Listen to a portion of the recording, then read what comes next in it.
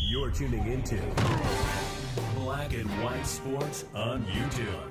The no-holds-barred truth on sports.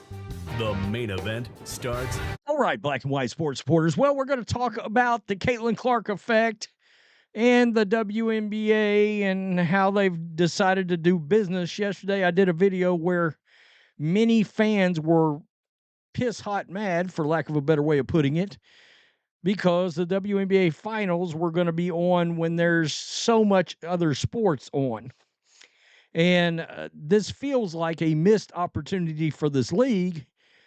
And it also feels like one of the most blatant reasons this league has been in the position it has been in for so long. And that is, of course, putting the finals up against Thursday night football, Niners and Seahawks. We know that's going to get 10 million viewers, but MLB baseball, postseason, NHL, you name it, they put it out there.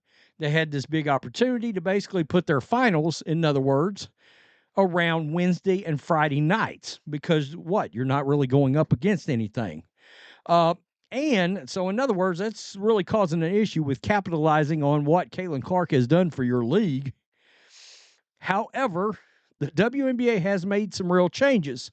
And we've got two stories. We got Bill Simmons absolutely crushing the WNBA over their current decisions that they've made. But there are some major changes coming. And so we'll take a look at both. But here we are, folks. We got a change in playoff format for next year. And we also have, and I think I may have touched on this before, we've got the fact that the WNBA is going to 44 games instead of 40. Now, look, if I was, if I was one of these owners, I would be look, let's play like 65 games. All right. Let's not go all the way to 82 where the NBA is at, because I think a lot of times the NBA, one of its problems is how long their season is. But I think there's a happy midpoint there somewhere around 60 or 65 games. And the WNBA should try to take advantage of it, right? I sometimes think the NBA should back off, but they shouldn't back off to 40 and 44 games.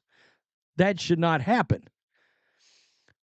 So, before Game 1 of the league's championship series between the Minnesota Lynx and the New York Liberty, League Commissioner Kathy Engelbert announced that next year's WNBA Finals will be in a traditional best-of-7 format. Currently, the league plays a best-of-5 to decide the champion.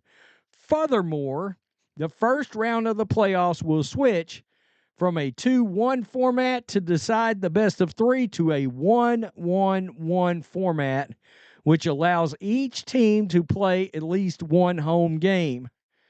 Okay, so that tells you right there, look, they understand that a Indiana Fever game with Caitlin Clark at home would have been a big draw, not only from an attendance standpoint, but from a eyeball standpoint, onto their league, right? Her last game had 2.54 million. You know, I would venture to say if there was another game, they would have flirted with 3 million viewers, maybe more. But it's not just a playoff format that's going to be experiencing a significant change. According to CBS Sports, the WNBA will now have a league record 44 regular season games next year. And the teams will be able to travel to those games on charter flights. Well, who do we think did that? Exactly.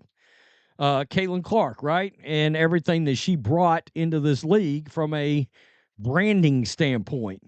The league's growth and increased demand for WNBA basketball will make this the ideal time to expand the schedule, lengthen the finals, and provide fans more opportunities to see the best players in the world compete at the highest level, Engelbert said. This is obviously great news for a league that is trying its best to become as mainstream as other sports. But again, it doesn't happen without Clark. Fans came in record numbers last year to watch her play because she is must-see TV. Well, that did not keep Bill Simmons from absolutely crushing this league. And again, It's not just we've got to change playoff format. It's not just we got to add games, but it's when your games are actually put on the television. Because let's say Caitlin Clark was still involved right now. A lot of sports fans, look, I'm a Niners fan. I'm going to be honest. I'm not missing a Niners game. I'm not. So why even approach this like it's 25 years ago? Why are you putting games on a Thursday night against the NFL? Why put it against NC2A football on Saturday? And don't put it against the NFL on Sunday or Monday night. You've got real estate Tuesday night, Wednesday night, Friday night. I mean, my God, use some business 101 acumen and keep it the hell away from these other sports. You can't compete. I mean, you can't compete with it right now. Seriously. So here we go. The WNBA Finals tipped off Thursday night. Game 1, Lynx Liberty. Powerhouses faced off. It's an instant classic. And of course, the Liberty, the Lynx came out on top. Liberty 95-93 over the Liberty. Unfortunately, the opening game of the series likely didn't have the TV viewership numbers that it deserved. The game tipped off at 8 p.m. Eastern, just 15 minutes prior to the Thursday night football matchup between the Niners and Seahawks. And what is that? As a Niners fan, that's a huge rivalry game. I mean, that's a big game. Those two teams, those two clubs hate each other. Those two franchises, yeah, fan bases, the whole nine. In division battle, all right? And that, guys, we were in a matchup last night on Thursday Night Football that has direct playoff implications in the NFL. All right? Game 2 will tip off 3 p.m. on Sunday, right in the middle of the NFL's packed Week 6 slate. The stupidity is baffling. The WNBA is facing backlash over scheduling decisions. During the most recent episode of veteran sports broadcaster Bill Simmons, he took aim at the league for failing to capitalize on what he called the Caitlin boom. The number 1 overall pick shattered WNBA TV records at every turn throughout her Rookie of the Year campaign with the Fever. As such, excitement for the WNBA is at an all-time high. Quote, this is what Bill said. The WNBA has had this amazing moment this season to get as many eyeballs as possible on their most important games, and they stuck to the schedule that they did 15 years ago and completely blew it. Simmons said, I actually wanted to watch those games, and there's no way I'm watching anything other than football on Sunday. This isn't rocket science.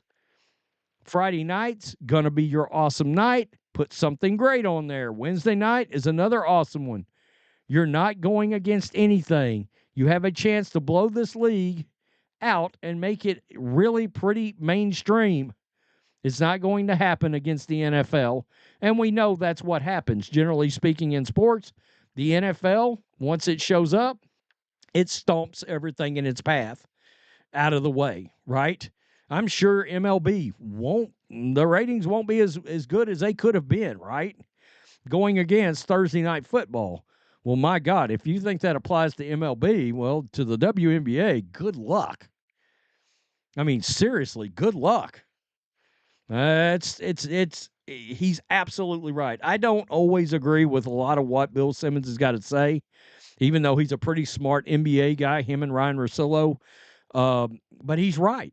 It's simple common sense and business acumen at this point. Get your games away from other high-profile matchups in other sports, and get it away from the NFL or get destroyed. It's crazy. And when we get around to Caitlin Clark getting later in these playoff series, don't put sports fans in that position either. Because you might have the opportunity to look up and be like, wow, we actually drew 5 million viewers on a game. Tell me what you think. Peace. I'm out. Till next time. Thanks for watching the show. Be sure to like, comment, and subscribe. Be sure to tune in next time on Black and White Sports.